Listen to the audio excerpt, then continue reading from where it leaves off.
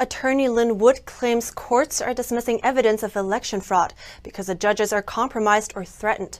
He also alleges that the Chinese Communist Party is ultimately behind it. Attorney Lin Wood sat down with Crossroads' Joshua Phillip to talk about the 2020 U.S. election. Wood has filed 2 lawsuits in his hometown of Georgia against alleged election fraud. We could resolve the question of the legitimacy of this election within a matter of a few short days, but it's taken weeks. Why? It's not one judge has looked at the merits of the mountain of evidence presented to the courts about the election fraud. We're not talking about an affidavit or two. We're talking about thousands, tens of thousands of affidavits. We're talking about authenticated videos of fraud. Wood says he believes it's because the Chinese Communist Party has infiltrated the United States, from local to federal governments and the judicial courts. He said he thinks many individuals are compromised or have been threatened. I think they've done it over the course of the last 2 or 3 decades, just like they've said they would, just the way communism works.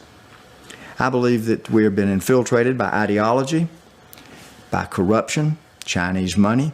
Take a look at Georgia.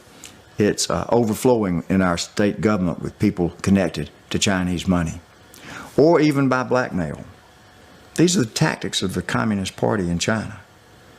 So they are, in effect, I believe, almost in control of people that are running our country. Wood said the U.S. has been attacked twice by the CCP in 2020, first by intentionally letting the CCP virus spread throughout the world, and second by influencing the election. The director of national intelligence said at the beginning of December that China, Russia, and Iran interfered in the U.S. election. Attorney Sidney Powell also included affidavits in her lawsuits against election fraud that contain evidence of China's involvement. He said now is the time for Americans to unite, and he said that despite the obstructions and the courts dismissing many of the lawsuits, he doesn't believe people have given up hope. I feel the movement. Some people say that people are giving up hope. I don't believe that's the case. I feel the rising anger and the rising disgust of the American people. They are not going to allow this to happen to their country.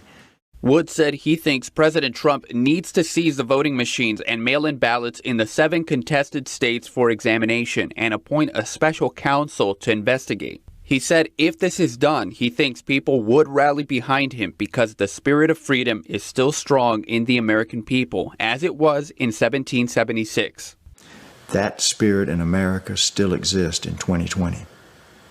The president needs to feel it. He needs to go out like he's done before and listen to the people.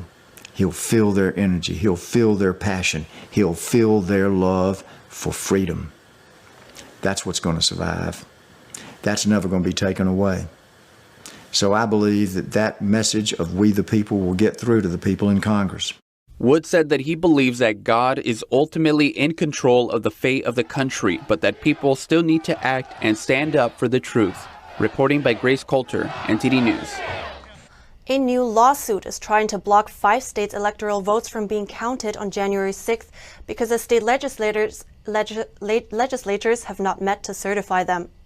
A new lawsuit is seeking to block the counting of electoral college votes from 5 contested states when Congress meets on January the 6th.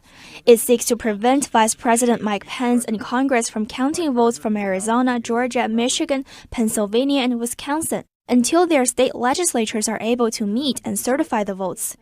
This, as many of the legislatures are adjourned until January next year. In order to conduct a special legislative session, a supermajority or a governor must agree, but the plaintiff says the governors from these states are preventing lawmakers from doing so. So the very body that is responsible for how these electors are selected can't even meet after the election up through January. So that's unconstitutional in that it's a delegation of authority to a governor of a legislative function that is not allowed. Speaking to American thought leaders, director of the Amistad Project, Phil Klein, says that these states violated constitutional rights. He said the state legislatures are supposed to decide how the election should be conducted. Kings and queens shut down parliament. Governors don't shut down legislatures. And that is a significant problem. He added that some state officials have been hostile to state lawmakers. The Michigan Attorney General, for example, considered criminal investigations and prosecutions for lawmakers who seek to overturn the election result. It's stunning to me how we've lost faith in freedom in this nation over the past year. The group also claims that some federal and state laws have given state executive branches the authority to certify these votes. The Amistad Project says according to the Constitution, the power should belong to state lawmakers. Out of the 100 members of the Senate, only 6 Republicans voted against the stimulus bill that the president turned down. And NTD's Miguel Moreno has more on those lawmakers and why they voted no. Every Senate Democrat and nearly all Republicans approved of the $900 billion stimulus package. But 6 Republicans, including Ted Cruz, Rand Paul, and Rick Scott, voted against it. Paul called it a monstrous free money bill. To so-called conservatives who are quick to identify the socialism of Democrats, if you vote for this spending monstrosity, you are no better. When you vote to pass out free money, you lose your soul and you abandon forever any semblance of moral or fiscal integrity. Senator Marsha Blackburn also voted against the bill, telling Fox News that it's a pathway to socialism. So what they have come at us with is a climate change embracing, illegal immigration empowering, lobbyist wish list, which is their pathway to socialism. Senators Mike Lee and Ron Johnson joined the resistance. Lee claims that anyone who approved of it didn't read the over 5,000-page package, considering how late they got it, a day before voting. He says bills like these should be understood properly and run by the people they represent before voting on them. The package was ridiculed by critics, including President Trump, for proposing to fund closed museums and other projects unrelated to the CCP virus. Miguel Moreno, NTD News. Georgia Senator Kelly Loeffler held her last campaign event ahead of the holidays. She says her team is looking for every legal angle to ensure the runoff election is secure. We asked people how they feel about the security of the upcoming election.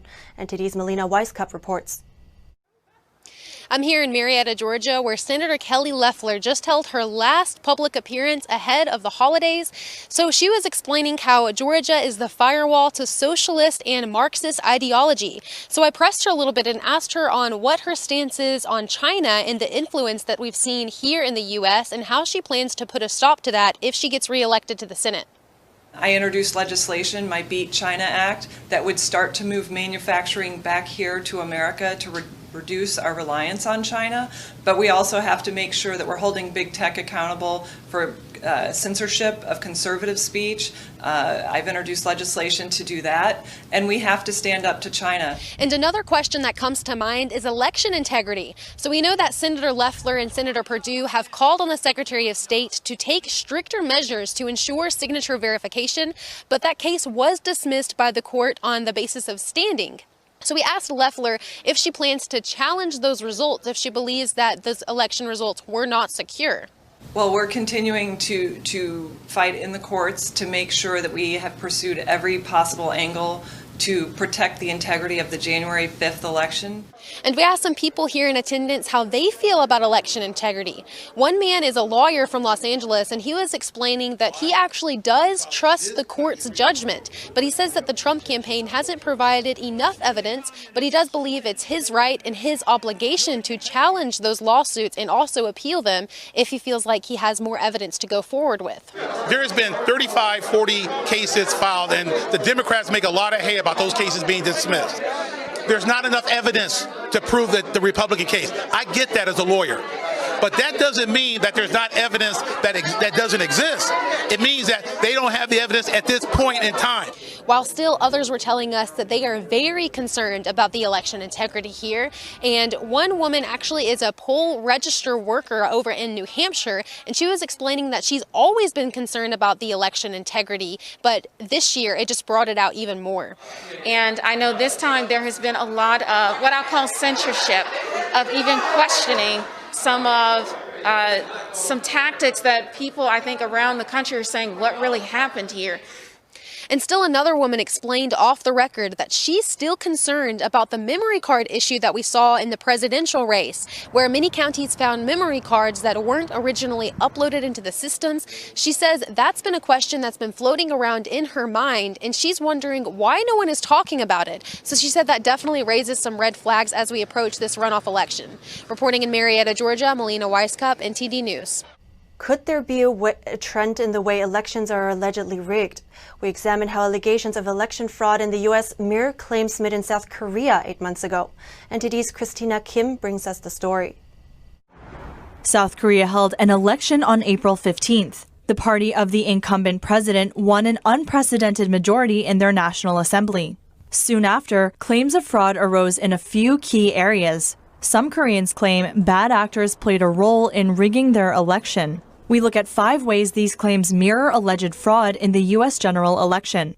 First, South Korea changed their election laws before the April election, citing the pandemic. Despite allegations that ballots exceeded the number of registered voters, their National Election Committee, or NEC, signed off on the results. They also said signatures could be printed on the ballots for early voters.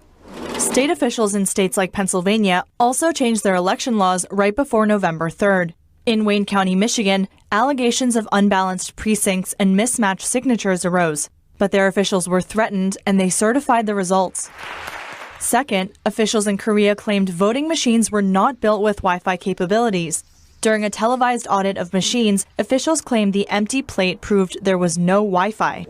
But according to technology experts, they say the plate shows bumps, which shows that the machine was built to allow Wi-Fi and it was taken off. In the U.S., Dominion Voting System CEO testified their machines had no internet connection. But witnesses came forth saying they saw a Wi-Fi signal, routers, and a former Dominion contractor said the training session mentioned modems, which allows internet connection. Third, the chain of custody is called into question in both South Korea and the U.S. Grant Newsham spoke to a podcast called China Unscripted. Newsham is a senior fellow for the think tank Center for Security Policy, where he studies Asia-Pacific defense. You had them stored in improper boxes, like from a bakery box. You had seals that had been broken. And all of this, these citizens had uncovered evidence of it, photographic evidence as well. In the States, for example, postal workers have been arrested for throwing out ballots before the election, and other problems were cited in the chain of custody.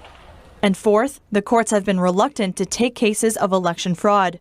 Since 1963, the head of the Korean National Election Committee also holds a position in the Supreme Court. In presidential elections, fraud lawsuits must be brought against the NEC chairperson, who is also a Supreme Court justice. So the justice is the one being sued and is also the one ruling the case against him or herself. Since 2017, former Korean Supreme Court Justice Kwon Soon-il has been serving as chairperson to the NEC. He only retired from the Supreme Court on September 7th, meaning he worked in both roles until 5 months after the election. In the U.S., the courts have not accepted any election law cases, rejecting them over procedural issues. And fifth, much like the American mainstream media, the Korean media has done little to report on the allegations of fraud, claiming there is no evidence. Since the public has not been allowed to meaningfully look at any election-related equipment or thorough audits, it is difficult for these claims to be fully adjudicated. Christina Kim, NTD News.